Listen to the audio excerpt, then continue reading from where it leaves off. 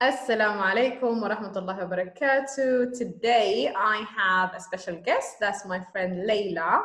Layla is a psychology student and she wants to talk to us today about abuse and what the signs of abuse are. I am very interested in that topic because it is happening a lot in our communities and people are not speaking about it. So, hello Layla. Hi, assalamu alaikum. Alaikum assalam. So, Layla, what is abuse? We'll jump. Okay, I just want to start with that abuse is basically any improper usage or any bad treatment towards anything, okay? Mm-hmm. And when a lot of people, when they think of abuse, they think of two things, okay? They think of physical abuse and they think of abuse that basically only happens in romantic relationships. Mm-hmm. But what people don't really realize is that there are several types of abuse, and it doesn't only happen in relationships. It can happen between a parent and a child. It can happen between husband and wife. It can happen between your friends or any family member. It even can happen in school, like bullying, for example, and the people who beat each other up. So it can happen to anyone from anyone. It's not just specified to relationships. And while there are like several types of abuse, I think I just want to focus on four main ones, which are the physical abuse, the most commonly known one, emotional abuse, financial, and spiritual. Okay, I have a scenario, and maybe we can base this on the scenario, or do you want to talk in a general term? Maybe you can do this another episode. I feel like we can make it more because if we make it specified to a certain scenario, people might not get the point because like we want to generalize that and not just like what the main problem that happens is people specify abuse to a certain thing.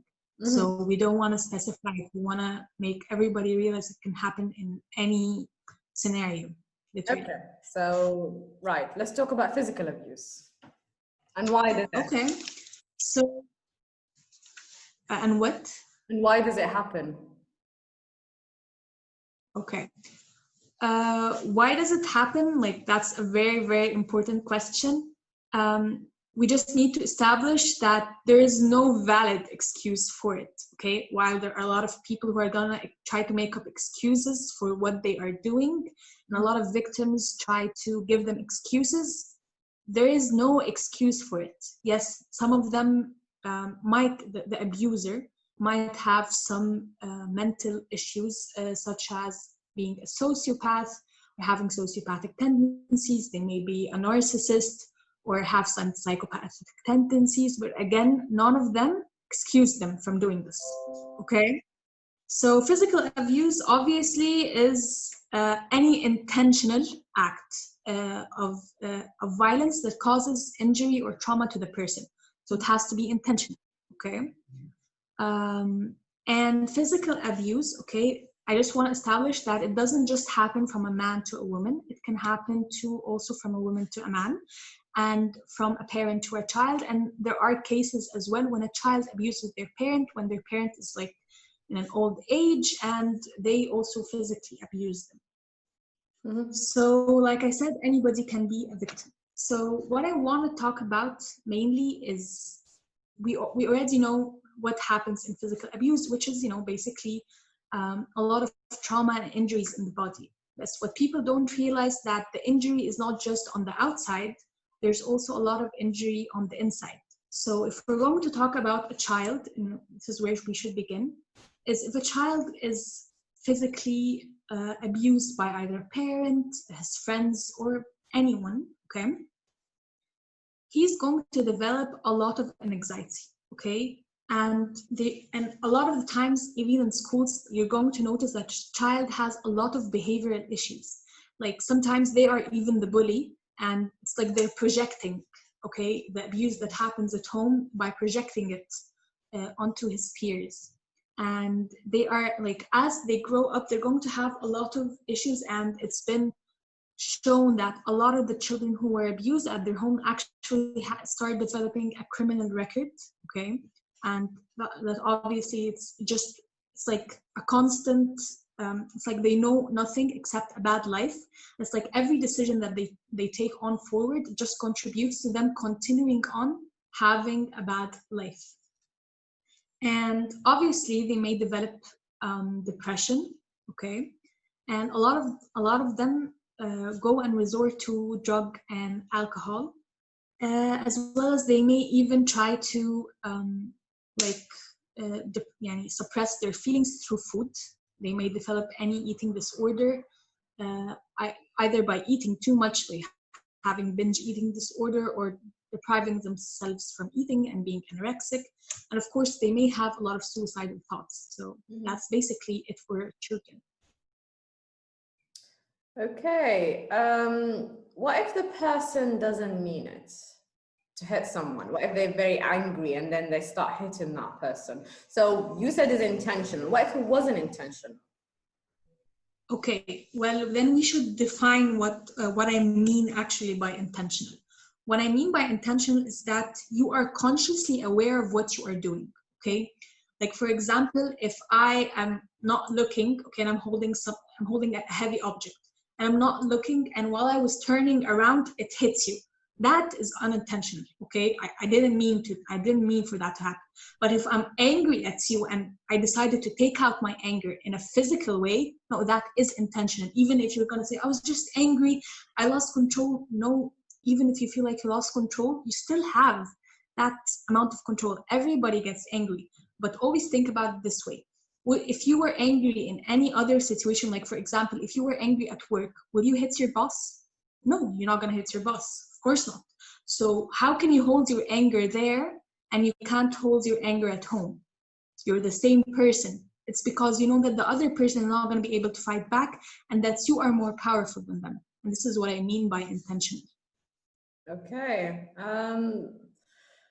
Right. What are the signs of physical abuse? I mean, physical abuse, obviously most of the signs appear on the outside. And I guess that is one of the main, I don't want to call it an advantage, but it's an advantage for the victim because it's while it can be hidden by makeup and stuff, but it can help other people discover it more quickly than other types of abuse. And obviously, like other signs is, but usually like only a professional will be able to diagnose it, or a person with a psychological background, is that as they grow up, they may develop a PTSD, a post-traumatic stress disorder. And that can be like through flashbacks. They may not be able to trust people easily. They may get triggered from any certain event and like have flashbacks, not just in their dreams, also in the current moment. And you will find that they have extremely low self-esteem, and they will feel unconfident all the time, as well as blaming themselves, because it happens a lot that they try to blame themselves. And of course, like I said, they may develop extreme depression and will constantly have suicidal thoughts. Before the physical abuse, there will be, is it correct? There will be emotional abuse, but before that, before developing to the next stage, which is physical. So can you talk more about emotional abuse? Yeah, of course. Most of the time you are correct. Emotional abuse is the start of it, because most of emotional abuse is the start of physical, but there are actually cases where people just go straight to the physical, and I don't even understand it, but they do. So yeah, let's talk about emotional abuse, and which is any abuse that is not physical or doesn't appear to be hurtful, because it's masked with a lot of manipulation and a lot of verbal abuse and stuff. And I would just like, if I'm going to focus on romantic relationships, especially because when it comes to emotional abuse, a lot of the times people are going to find that in the beginning, the person that they are with is extremely amazing, okay? They're gonna like give them everything they want. They're gonna feel like they are on they can't even comprehend the amount of love that they're getting from the person. Okay, but then bit by bit, that person is going to change. Suddenly, all the love that they're going to give is only going to be given under certain conditions. And after you give me this, after you obey me, after you make me happy, okay, I'm not giving you anything until you give it to me. Okay, and that's just the beginning. Okay, and then you're going to find that they are going to be extremely jealous, okay, of you, of anyone, and not just the opposite gender. Like they can be jealous of you spending time with your own best friend who is of the same gender, like what you're spending way too much time with her. Stop talking to her. They're going to be jealous of your family, of anybody who just takes time away from him. Okay, and whenever you try to confront them, you're going to find them trying to shift the blame. I just care for you. Okay, I'm just scared for you. I just want to protect you, make you feel like you're the one who's to blame. Like that person's trying to give you love, and you're the one who's trying to make it seem as if he's trying to do something bad. And this is when a lot of people who experience a lot of guilt. They just feel guilty. It eats them up, and they feel like they're like crazy for believing this. And the worst of all, the reason that they sometimes feel like they are crazy is that the partner that they are with actually portrays himself as a completely different person on the outside world.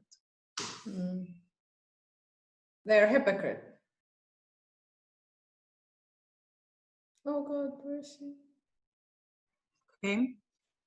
Is extremely Sorry, outgoing. for a minute. Eh? Can you hear me? Yeah. Your connection froze for a while. Right, okay. So this has come under the umbrella of domestic abuse, isn't it? Domestic violence, domestic abuse. Definitely. And emotional abuse genuinely is not just in relationships. It's extremely common with a parent to the child. Because all the time, it's like one of the things that a lot of parents do, even when they are not noticing, even the good parents, is that we find them unconditionally conditioning the love for the child. Like for example, if a child gets a certain bad grade, okay, they just seem extremely disappointed, and they get angry and they get mad. And I'm just here again talking about some of the normal parents. I'm not talking about emotionally abusive parents. I'm just giving you the story. And to them, while they did not explicitly tell the child that we don't love you because of your grade, a child usually understands the world through facial expressions and through actions. So when the parent shows extreme disappointment and sadness because of this, the child will constantly feel that, okay, my parents will not love me again until I get a better grade. And that is just with normal parents. Imagine emotionally abusive parents, they take this to an extreme level. Everything that they do, it's like they keep telling them how to live their life, and you're not going to go except to this university, you're not going to do this degree, you're going to marry this person, you're going to follow certain rules, or you will not be accepted by the family. We will kick you outside the house. We will not accept you. We will not even pay for you. We will not do anything for you.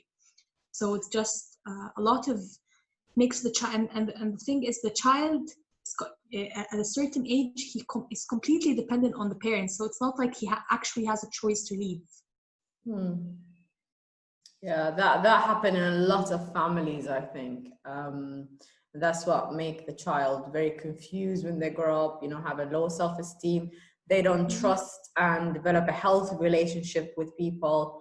So coming back to emotional abuse, still, what are specific signs in an intimate relationship? As I said, the signs that I said in the beginning, they are specific signs. They give you no space, okay, whatsoever. They want you. Whenever they contact you, you have to be present, okay. Control. They're gonna text you have to reply the very right second. If not, then why are you not free for them? What are you doing? Okay, what's so important other than them? And as I said, they're gonna be extremely jealous of anything and anyone. and they're going to be extremely unpredictable. One day they're going to show you a lot of love and shower you with gifts, and the moment that you do something that they don't like, okay, they're going to be like, I'm sorry, I don't love you. And it's going to start to manipulate you on how you are a horrible person in their relationship, and you keep making them sad and stuff. And by the way, another thing that makes them unpredictable is that you're going to find them constantly in fights. You're going to find them constantly threatening for them to harm themselves. Okay, if you are going to try to leave, they would say, I will kill myself if you leave me. Exactly. They do this a lot, and it makes you feel, okay, I have a responsibility towards that person. If I leave them, or if I do something that they don't like, they are just emotionally unstable, and they might do something to themselves when in fact they're not. They're just saying that to make you do what they want. And they will also like constantly try and put you down. They'll constantly criticize everything. For example, if you're eating something, they're gonna be like, "Are you sure you really want to eat that?" Or the way you talk, they're gonna criticize. "Oh, why did you laugh like that?" "Oh, why did you put your hand on your friend like that? Why did you walk like that?" In order to make you feel completely insecure, because you have to remember that people who are emotionally abused already have a low self-esteem, and if their self-esteem rises, they are going to start waking up and going to want to get away from this relationship. So their main goal is to constantly make you feel like you are worthless, in order to keep, because when you feel worthless, you're going to be like, oh my god, how can this amazing person love such a worthless person like me? So their love is like, it's like something magnificent, when in fact, no, you are a magnificent person. He just made you feel like you weren't one. And as I said, they constantly put an act, and this is why it makes sometimes a lot of people think that they're crazy, is because their partner appears to their family and friends as an angel. Like he always portrays himself as such an amazing person. He's so giving, he's so kind, and he's gonna like on social media, look at my girlfriend, look at my wife, look at my fiance, this person, I'm always showering them with love. So everybody is just seeing this perfect relationship and like, oh, I wish I had that person. And when everybody's telling you, I wish I had such an amazing person like him, you start doubting yourself. Am I the one who's being delusional? Am I being too much? He's an amazing person. Everybody's saying he's an amazing person. So why would I be the only wrong person? Exactly. So coming on to your next point, the other kind of abuse. Well, there are spiritual abuse and financial abuse. So which would you like to start with? Spiritual. Okay. How do they use religion to abuse somebody else? What? How do they use religion to abuse someone else? Yes. Basically, spiritual abuse can be emotional or physical or financial, but all of them, it's like any type of abuse, but all this, it's disguised as it's disguised in religion. It's like protected by religion, even though religion didn't actually say you can do this, but they try to use certain verses from the Quran that are out of context, and try to make it seem as if God said that I should hit you, I should only give you this certain amount of money, you should not go out, you should only obey me, you have no say, you have no right in what I'm about to do. And it's like, and they're always, and not even in relationships, it's also used a lot in children with their parents, because imagine like, a parent like hits the child and like keeps hitting him, and like the child gets upset, oh, why are you doing this? By the way, religion said for you to never talk badly to your parents. Like, okay, well, religion didn't say that you should be abusing me to the point that I'm about to die as well. So it's like, it's and they try to, and this makes the person feel guilty, because if they start questioning the abuse, they are going to feel, okay, I'm disappointing God, and I don't want to disappoint God. So they experience a kind of cognitive dissonance, which is their feeling of confusion where, okay, I want to please God, but at the same time, I don't want to get abused. But apparently, God said that it's okay for me to be abused, but being abused makes me feel sad. And then they start questioning religion, and But they why does start God want you questioning. to be sad? Yeah, exactly. When in fact, of course, he doesn't want you to be, but they are in an environment where they feel like this is their reality. And even parents are like, my parents did this to me, so and like it's like a circle. It's like a never-ending circle of life.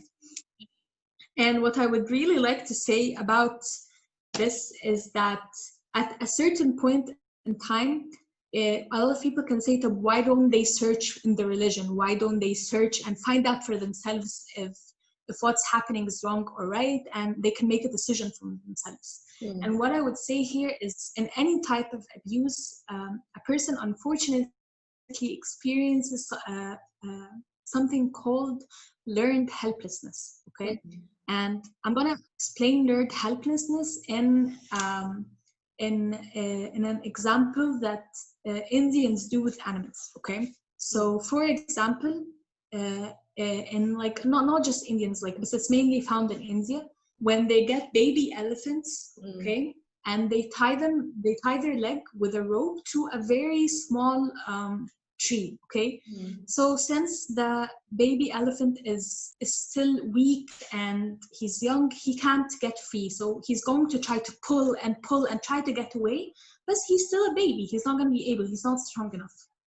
And as the elephant grows up, they still tie him up to the same exact pole, okay.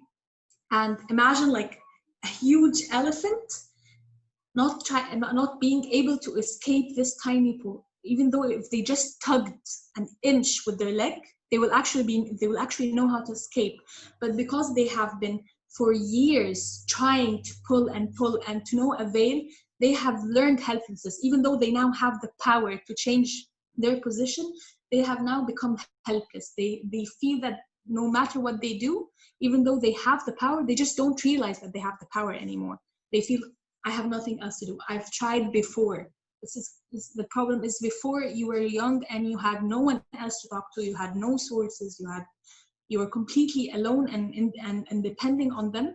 But as you grew, you kept feeling the same exact thing. And this is why a lot of people don't escape abuse, because they have learned, they know nothing else but it. So it's like... Is it also Stockholm Syndrome? No, Stockholm Syndrome is when you start loving and falling in love with the person who's giving you abuse. So while technically they may learn helplessness, but Stockholm Syndrome has a lot of other characteristics other than learned helplessness. But we can say that learned helplessness is the start of it. And then they start loving and appreciating the abuse that's given to them. Yeah. Oh, okay. Interesting. Very, very interesting. Right. Shall we move on to the financial one, please? Yeah. Okay. So the financial abuse is a type of abuse that it's really not focused on whatsoever, because people don't even consider it abuse.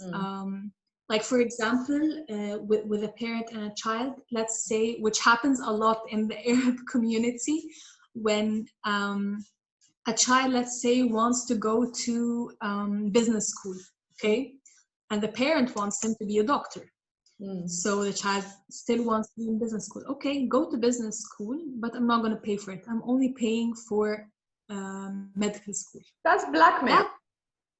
Yeah, exactly. And that is financial abuse, okay? Because what do you expect the child to do? Okay, I'm merely going to get some money. If he's able to go to college, he's an adult. So technically they can pay for themselves. So the parent don't really have a responsibility to be paying for their college. So how is it abuse? No.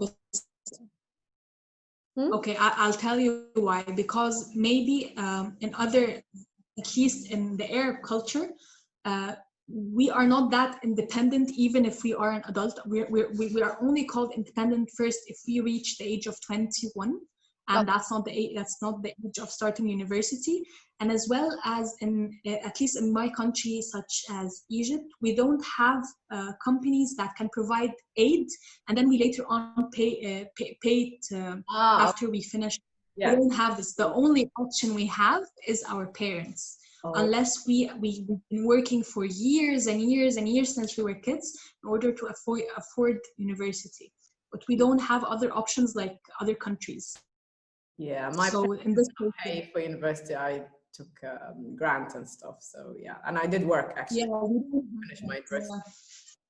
So I'm sorry. That's if we don't different cultures here, I think, and different from a Western point of view, you know. So yeah, we come from a different environments. Right. What about when a husband withdraw his finance and limit the access to money? That's also abuse. Yeah, of course. A lot of financial abuse is usually also correlated with emotional and physical abuse, because another reason other than learned helplessness on why, for example, females cannot leave a relationship is because if they leave it, the husband can threaten to not even spend a dime on his children. Okay, if you leave me, let me see who's going to pay for your child's education. So now the female is going to be experiencing a dilemma. Okay, what do I do? Do I divorce him and try to get away from this toxicity? But at the same time, if I do this, I'm going to compromise my child's education. Absolutely. So it's not, to them, it's not a choice. And if you think about it from a mother's perspective, who's a child is her entire world, she's going to feel, I don't have a choice. I have to stay there until my child can be independent. And that's a lot of years, if you think of it. It's very unfortunate. Right. I think that will conclude our episode today. And I would love to make another series with you, hopefully the coming week. So everybody, if you like this kind of series, please like, share, and comment, and subscribe, and also tell us what other episodes and topics they would like us to talk about. So do you have a suggestion for next week? I think I want to let to the viewers, because I do have a lot of suggestions, but if I'm going to give a certain suggestion, I would think we can talk about eating disorders, because it's not something that a lot of people know, and a lot of people only associate eating disorders with anorexia, when it's just only one out of many types. Oh, wow. Interesting. Right. Thank you very much. And we'll see you next week. Thank you. All right. Bye.